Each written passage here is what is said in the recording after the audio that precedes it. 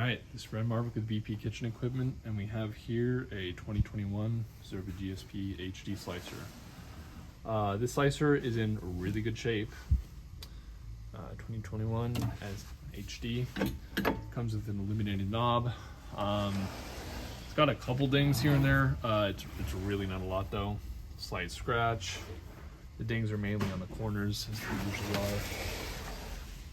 See that little scuff right there, and then right here, and that's pretty much all of it.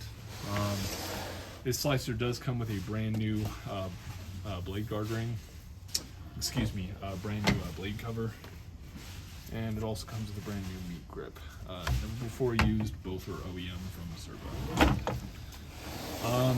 Yeah, this thing is in really good shape. It didn't come with a blade guard, so we put a brand new one on there. Same thing with the meat grip. Just because, yeah, the slicers, again, got a pretty limited amount of nicks. Anyways, these are how these HDs operate though. So they're very similar to the H's, which is Bizerba's manual model. So you can see that because the blade's running, it's flashing right here. Let's drop it. Let's say we want to cut something at 0.5 millimeter. The automatics work very similar to the manuals. The only difference in terms of the manual mode is that these are technically an assisted manual. So you can see here, the slicer is kind of doing most of the work. It just needs me to give it the first little push, and then it does most of it. So you can do that for full stroke settings. You can just come in here and just do tiny little ones, but it really requires very little effort on my end. The fun part about these slicers is the automatic mode. So you have 3 different settings for two different items. One is the stroke length, so how far it goes back and forth. The other one is the speed. So we're going to do a long stroke length and a slow speed, because Lazy Susan really doesn't like it when I go fast. This is how that operates. This is the added benefit of the HD models, is that you can put your meat on here or whatever it is that you're cutting and walk away. We got the different stroke lengths. So see here, it's coming to past the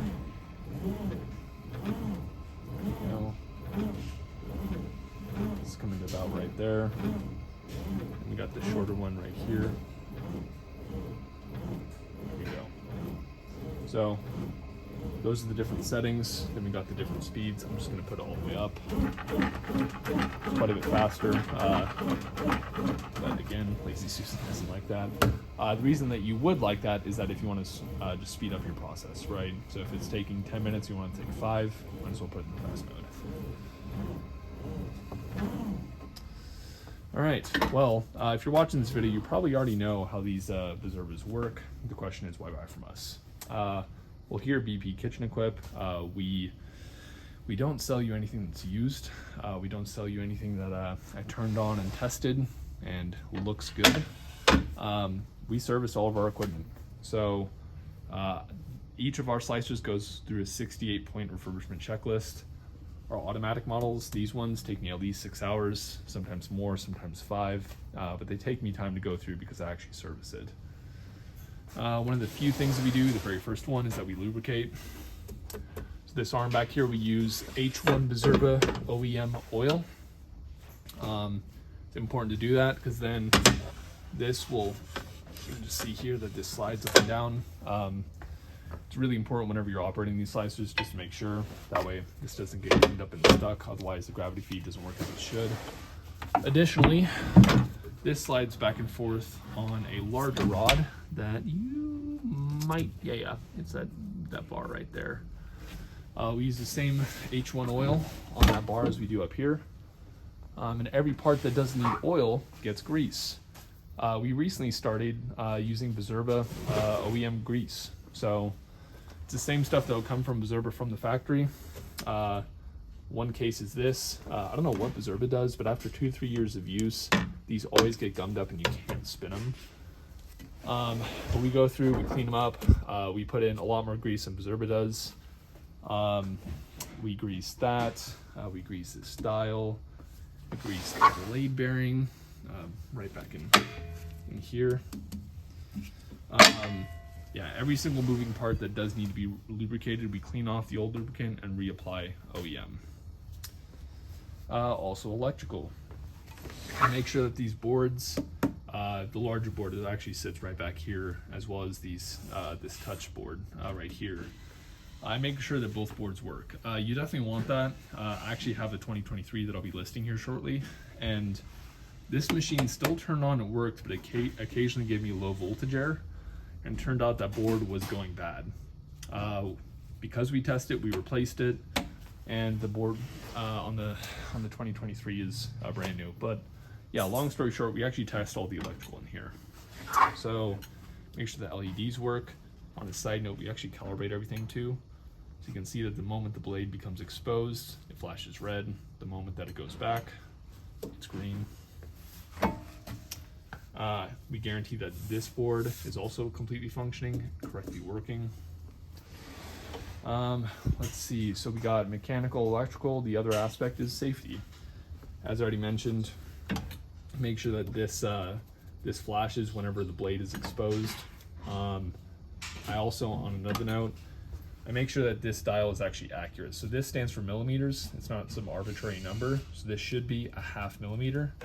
This should be 5 millimeters. Make sure that it is actually truly accurate. I take a caliper and I put it up against this blade, and I make sure that the distance between the top right here and this blade is actually going to be whatever it says on the dial. In this case, 8. Something else we do in terms of safety, I also make sure that this is properly calibrated. Part of that has to do with the dial. The main part has to do with this. If you get these slicers used, sometimes this gauge plate is going to be out of whack. If that's the case, whenever this carriage is back and exposed, this is meant for you to be able to clean it. Sometimes you do need to actually clean the blade while it's on. With our slicers, it is not a problem. You can't cut yourself. Reason for that is because this gauge plate is actually sitting 1.5 mm above that blade. So you can come in here, you're not going to accidentally slice your finger off. Whenever we get them, occasionally the blade, especially up here, is actually exposed, meaning that if you had your employee go to clean the slicer, he's going to take his rag, be wiping it down, and then he could in fact cut himself up here.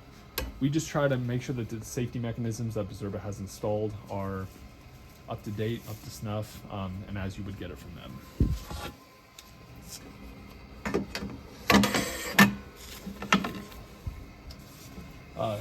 Something else we do talking about this carriage. So right now the blade is not exposed, right? Which is why I'm not able to cut myself. The moment that this blade does become exposed, I make sure that this carriage cannot move back.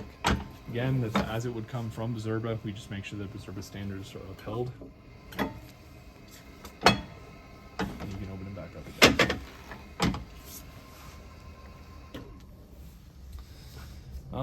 Let's see. This blade is also, as it would come from Bizerba, extremely sharp. So, show an example of that right now. I take one of Bizerba's sharpeners, OEM stones and everything, and I make sure that this blade is sharp enough to cut a sheet of paper. Just like so. This slicer will come to you sharp, ready to cut, ready to do just about anything you need. You're certainly not going to have a dull blade. Something else that we also offer, now that I'm thinking about it. This doesn't really matter on these slicers, but on our used ones that are a little bit older, not quite 2021 for example, I make sure that this blade has at least 66% of its lifespan left. We do try to match like with like, so in this case, this blade has barely been used at all. It has maybe 1 millimeter, maybe 1.5 millimeters. So I mean, yeah, this blade has barely been used at all. This is basically a new blade, but even if you get one of our older models, like a 2016 or 18, for example, you're still gonna have at least 66% of its lifespan. You won't need to go replace the blade anytime soon. Let me see here. Something else we just recently started doing, we started putting this on. This is a cleaner. but it also forms a protective coating. The reason that we started using it, it's also food safe. Reason we started using it is because right in here, right along there, wherever your meat or product is sliding quite a bit, in there, as well as, you know, that area in the bottom, a lot of liquid tends to accumulate. These slicers have an anodized coating. It's really great. It makes the aluminum quite a bit tougher, but it does make it more susceptible to watermarks or the minerals in the water. Something that I noticed is that,